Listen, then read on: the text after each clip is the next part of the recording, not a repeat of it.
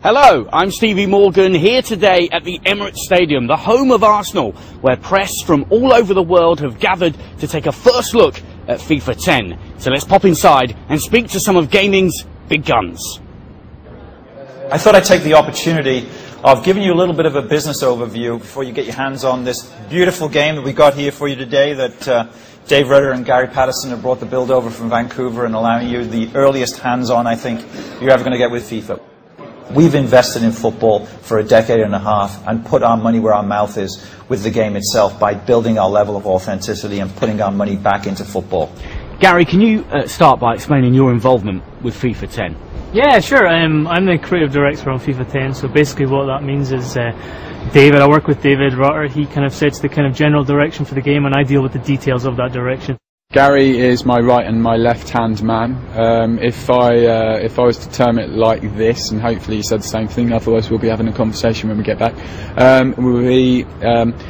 I'll look at what we've done and where we want to get to and try and work out a direction, a vision for where we're trying to get to, and then poor old Gary's tasked with trying to come up with the appropriate features and design to meet those objectives, be them company strategic or game design or I really don't like this part of the game, will you please fix it. So what can your average gamer expect from FIFA 10? Oh, there's so many things that they can expect from FIFA 10, but right now we're only going to be talking about a percentage of those changes based around gameplay, what we're doing with gameplay, and also what we're doing with manager mode. So in gameplay, we're working hard to refine the engine. As you know, we rewrote this engine for the next gen, for PS3 and Xbox 360, and this is the fourth iteration, and we're trying hard now to refine this engine.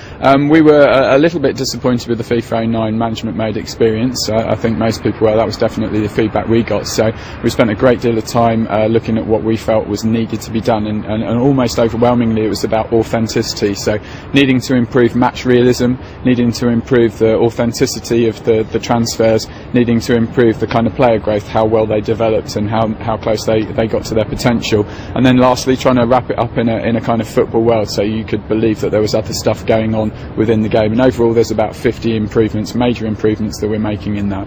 What can we do to take this game to the next level, to change the experience? So one of the things we're working on there is 360-degree dribbling. So again, a feature that the community have wanted for a while now, but we felt that we didn't want to do it before because if we did it wrong it would break the game. It would fundamentally break the game, and we didn't want to do it half-hearted because we knew the effect it could have in the game.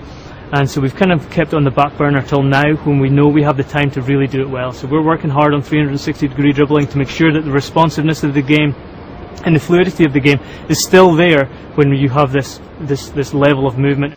I'm pleased to say I'm joined now by two leading members of the FIFA community, Dave and Suf. We're stood here surrounded by legends of Arsenal's past. You've just had a go on FIFA 10. Is that going to become a legend?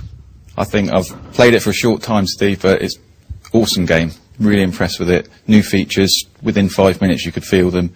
Made a real difference. Suf, what are your first reactions? I was very impressed with the tight control. You can feel that there's been a lot of progress in the game. And given that how early it is in development and how long they've still got to make it better, I think it's going to be a hit, definitely.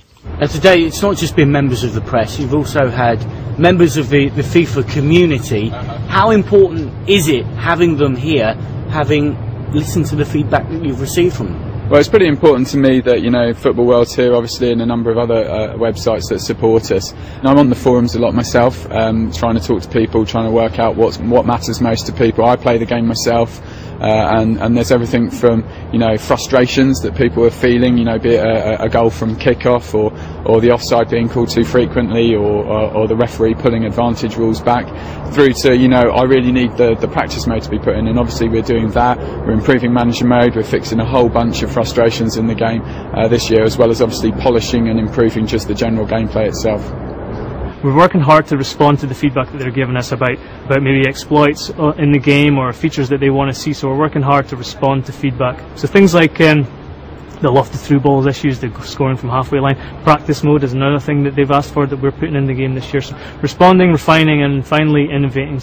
Are you impressed with the way that perhaps FIFA and EA Sports have listened to some of the things that gamers have said about things that need tinkering or improving or refining? Is that something, can you see that in the gameplay, that those things have been listened to and responded to as well? Oh yeah, most definitely. I mean, for years people have been calling for changes, and various different game companies have started to listen to what the community says, and especially here with FIFA 09. I mean, that was a fresh, real taste, and the FIFA community realized how much the company had listened to what they wanted in the game, the changes they wanted to see in the game, changes to gameplay, changes to features, and FIFA 09 was so successful. And then again here, FIFA 10, we heard the community, talk about tighter control, responsiveness, and things like that. And again, you can see that happening with FIFA 10. So it's great. It's great either way. Why should, Dave, any games company bother or indeed listen to what any member of the community says? I think it's so important because they're the people that play the game. I think for a number of years, EA, you've watched a cycle of new game features are advertised, everyone gets excited, game comes out, gamers get really frustrated and say, why don't the company listen to us? I think it's great for Suf and myself to be here today, contribute from the communities. We've got loads of feedback. I've already been talking to Gary about he wants me to send him a load of information. It's just great that they're listening, and hearing David speak, a number of the features he talked about were key frustrations in the game, and the companies listened, so hats off, superb. So, as we've seen, FIFA 10 is all about making the most realistic game possible. That doesn't mean that there's a Man City mode where you rely simply upon the money of a rich Middle Eastern benefactor, but it does mean that you haven't heard the last of FIFA this summer. Check out easportsfootball.com, where we'll keep you up to date as a whole new chapter of gaming opens.